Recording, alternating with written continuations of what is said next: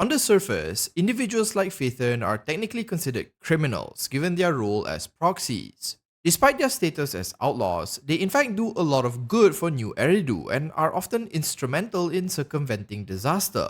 On the other hand, plenty of leaders within New Eridu appear to be on the side of good, only for them to actually be really corrupt and sometimes outright evil. These contradictions are actually quite common to Zenless, though it may not be immediately obvious. The threat of the Hollows, the schemes of the Exaltes, and the occasional fishing trip is surface level stuff. But at its core, the story in Zenless is really about one thing: the hidden struggle related to humanity's evolutionary path. So in this video, I'm going to discuss the hidden duality that lies at the core of Zenless Zone Zero's story and lore. Before we get into that, if you want to see lore content related to anime games, consider checking the channel out and perhaps subscribing. As I mentioned earlier, there are many contradictions and dualities that exist in the world of Zenless Zone Zero. These opposite viewpoints might appear arbitrary, but are really a reflection of the core theme within the Zenless story: a struggle between two main factions that might determine how humanity would progress in its evolution. To put it simply, it is a tug of war between technological advancement and biological supremacy. In order to understand this, we have to first talk about the main character's alias, Phaethon. The name Phaethon might sound like something an AG hacker would use, but it actually has its roots in Greek mythology. It is the myth behind this name that first gave me this entire idea. In Greek mythology, Phaethon was the son of Helios, the god of the sun. In order to prove his parentage, Phaethon traveled all the way to the sun god's palace to ask the god himself. Upon arriving there, Helios recognized his son and openly acknowledged him. Whether due to hubris or a need to further prove himself, Phaethon requested his father for the privilege of driving his chariot. Now, Helios wasn't too keen on this. See, one of Helios's main jobs is to bring about the day and night cycle by riding his chariot through the celestial sky and drive the rising and setting of the sun. The journey itself is perilous, and only Helios is able to fully control the four horses that pull his chariot. Despite repeated warnings from his father, Phaethon was not dissuaded. He takes on the reins of the chariot and begins his journey, which, to no one's surprise, is nothing short of disastrous. Because he has no real control over the horses, he cannot maintain a consistent flight path. At times, he flies too close to the earth, causing it to rise in temperature and burn, while other times he pulls too far away from it, causing entire regions to experience intense cold. The disruption of the day and night cycle, along with all the temperature fluctuations and damage this was causing, pisses Zeus off, who proceeds to strike down Phaethon with his lightning before more damage can be done. Now, this sounds like a rather random story that doesn't seem like it has anything to do with the futuristic setting of Zenless. However, in the past, this story was often used to explain why uninhabitable lands of both extremes, like hot deserts and frozen tundras, can exist. Phaethon, the Greek one, is essentially the reason or explanation behind why such places can exist at the same time on Earth. This is what got me thinking. What if, much like the Greek myth, the story of Zenless is a story of two extremes? On one end, you have technology-based evolution, and on the other, you have biological-based evolution. When you start looking at things through the lens of these two ideologies, a lot of things in Zenless start to line up. Many of the characters we meet have already chosen a side, whether they realize it or not. For example, way back in the past, the Phaethon siblings were pretty much normal people. Ever since they received their ocular implants, however, they have started to push the boundaries of what might be considered normal. They are able to interface with bamboos in real time, survive in hollows due to higher resistances, and are now slowly mastering the ability to manipulate ether itself. This achievement came about due to the efforts of their teacher, Carol Arna, and represents the wonders of technology. However, Phaethon and Carol aren't the only ones to do this. Think about Grace and Bellabog Industries, who rely on machines and AI to facilitate construction, salvage missions, and other heavy industry work. Because of the Hollow's high concentration of ether, only those with high ether resistance or those taking special medication are able to work within them. This limits any sort of activity around such areas, as normal humans often have typically lower resistances. In order to circumvent this, Bellabong Industries rely more on autonomous machinery, which still experience corruption but at a far slower rate compared to humans. Through this method, they are able to produce a higher work output compared to companies that only relied on people. New Eridu itself has leveraged AI and robotics tremendously through the use of Bangboos, created by the Void Hunter Sunbringer. Bangboos can be found on pretty much every corner of the city, handling all sorts of tasks from public safety, janitorial to even logistics.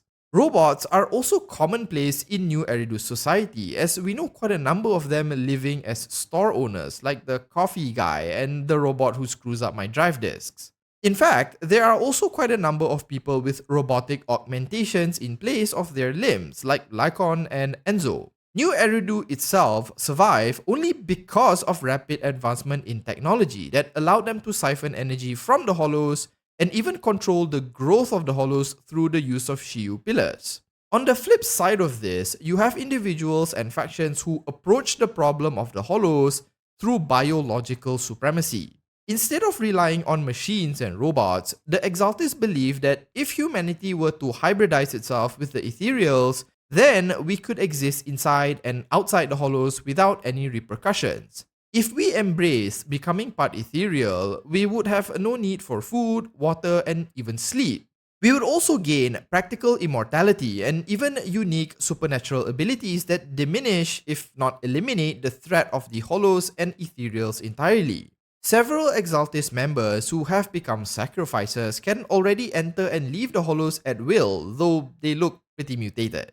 So, from an ideological standpoint, it's clear that this battle of tech versus biology is a clear theme, given the protagonists and antagonists each represent one camp respectively. For the time being, those on the side of good seem to favor technology, while the antagonists, the Exaltists, favor biological supremacy.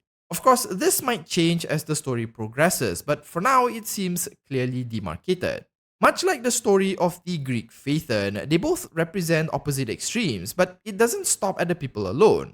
This concept of opposing dualities isn't limited to only the people inhabiting the world of Zenless, but also the environments themselves.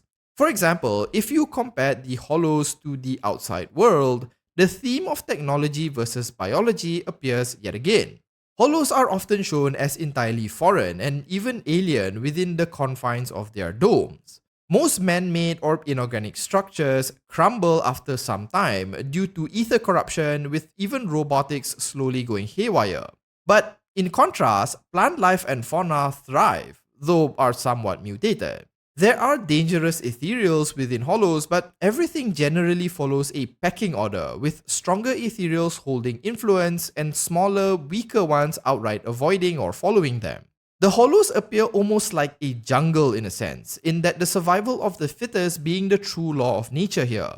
On the other hand, when you leave the hollows, most cities, like I mentioned earlier, rely on technology to overcome nature itself. Robots are commonplace, humanity is supported by AI, and injuries are mitigated through augmentations and improved medication. The world outside the hollows, or rather the environments, are all more reliant on technology to survive. Surprisingly though, transportation has remained pretty much the same, with subways, cars, and planes instead of teleporters or flying vehicles. Either way, it's about as futuristic as it can get for a post-apocalyptic world. So even the environments of Zenless are also following this pattern of extreme ends or opposing dualities. At its core, the theme that encapsulates the main story and even the world building revolves around this struggle between biology and technology. Now, remember that story I shared earlier about Phaethon and their Greek myth? Initially, I considered it as more of a jumping off point, a way to tie Phaethon's story to the concept of the two extremes that are at odds with one another. However, there is one more connection between the Greek myth and the story in Zenless. Before the events of the current story, Wise and Bell were part of the Helios Academy, and this was where they received their ocular implants. Much like how the Greek Phaethon manifested their myth after requesting to ride Helios' chariot, it's likely that Bell and Wise will be central to the story due to the implants they receive at the Helios Academy. This makes the story of Phaethon almost mirror the Greek myth, as their stories might be dictated by their experiences with Helios.